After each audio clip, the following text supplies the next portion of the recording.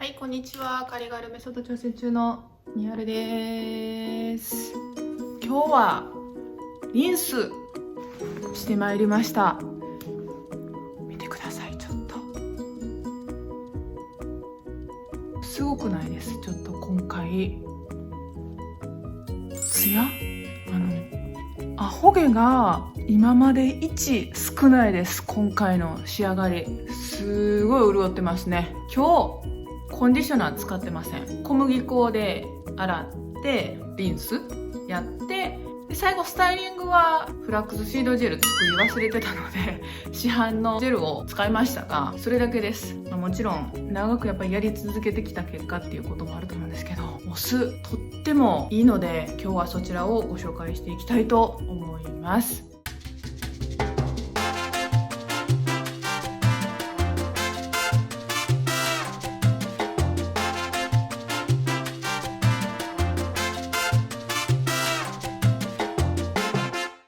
リンス、お酢ですね。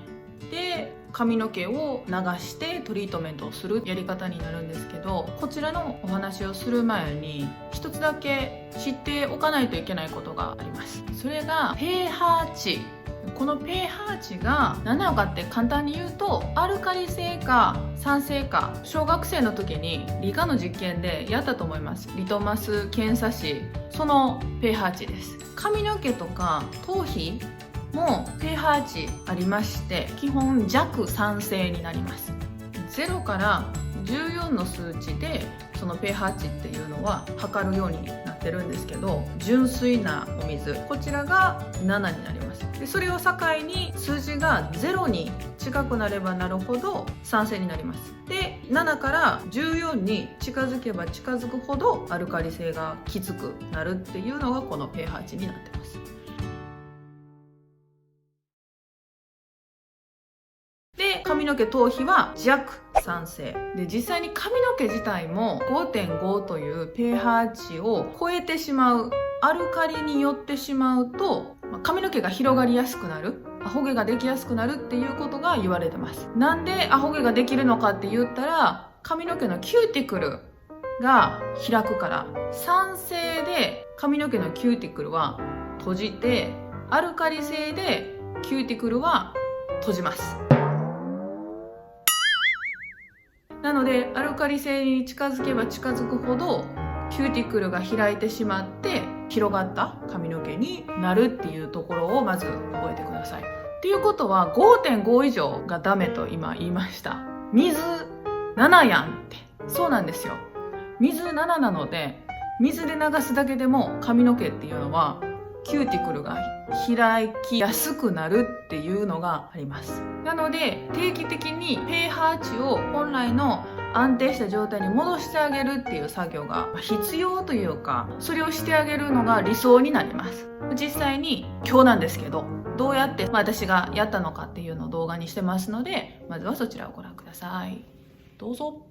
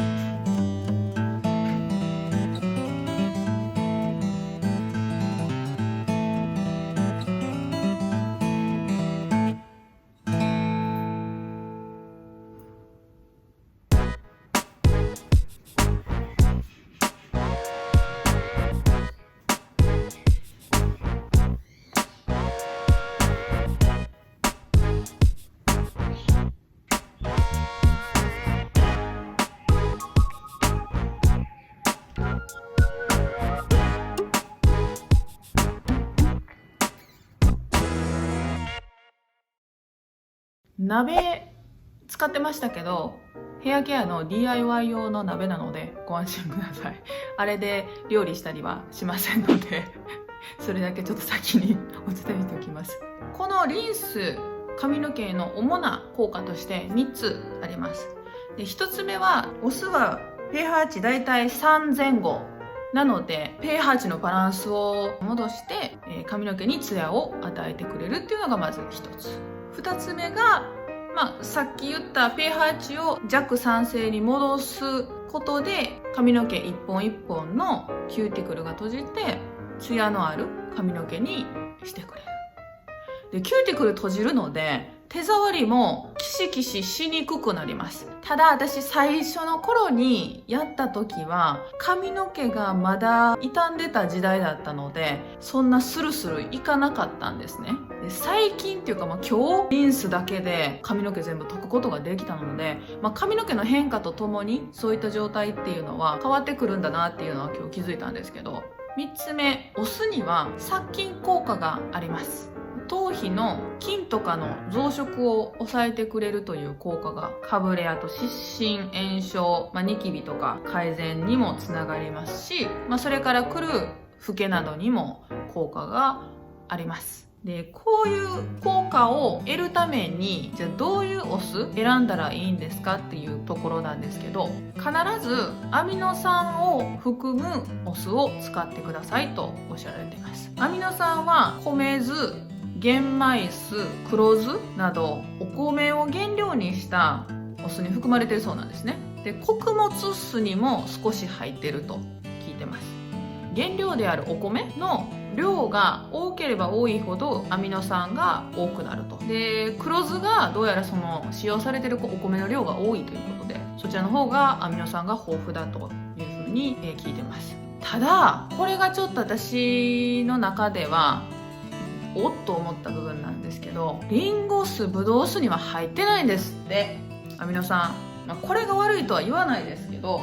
アップルサイダービネガーには入ってないそうです。で、実際に私アップルサイダーで昔やってて、で今日初めてこの米酢でやったんです。米酢の方がいい気がする。その1回やっただけじゃわからないですけど、もちろんただここはちょっとアミノ酸の入ってるお酢でチャレンジしていきたいと思ってます。で、ちなみにこのお酢を選ぶ際の注意点として、このアルコールが入った合成酢ではその効果は得られないというふうに聞いてますので、ここはお米のみっていうお酢、そのあたりを選ぶように。で、あともちろんなんですけど、お砂糖が入ったすし酢とか三杯酢、それを使うことはおすすめできません。もし黒酢でチャレンジできた方いらっしゃったらまた教えてください。コメント欄で楽しみにしてます。前回重曹水の動画でも少しこのリンスについてお話ししました。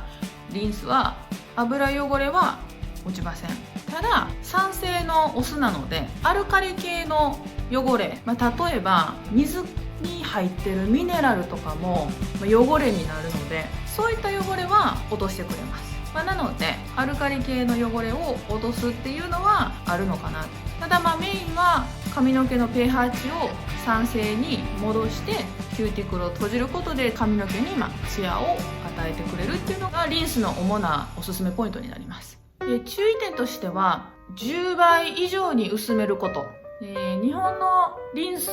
やってる方のやり方見てると、洗面器、お湯溜めて、でキャップ1杯分のお酢入れるっていうやり方されてる方が多いです。あんまり濃すぎると今度肌に刺激が強すぎますので、濃ければいいっていうものではないと。10倍以上に薄めるっていうことだけは忘れないようにしてもらえたらなと思います。で、お酢って腐らないので冷蔵庫に入れなくても、気に入ったお酢とかを普通にもお風呂場に置いてリンスする時にもうそこから使ってるっていうようなお話も聞いてますので、実用面でも使いやすくて大変いいなというふうに思っています。で、これをやる頻度で、アップルサイダービネガーのやり方とか見てると結構頻繁にされてる人もいるんですけど、私はそんなに頻繁にやるのはおすすめしないです。あんまりこのリンスやりすぎると今度髪の毛頭皮乾燥させてしまう可能性もあるっていう風に聞いています。なので月に1回とか2回から、始めていただいて、頭皮だったり髪の毛の状態にもよると思うんですけど、相談しながらやってもらえるのが一番いいのかなと思います。ちょっと私また気が向いたらこのリンスやろうかなと思ってます。で、最後にせっかくなのでお酢のお水で顔を洗うとニキビの予防にもなるというふうに聞いてるので、体中うまくこのリンス使ってもらえたらなと思います。それではリンスやってみたいなと思われた方はぜひチャレンジしてみてください。それでは、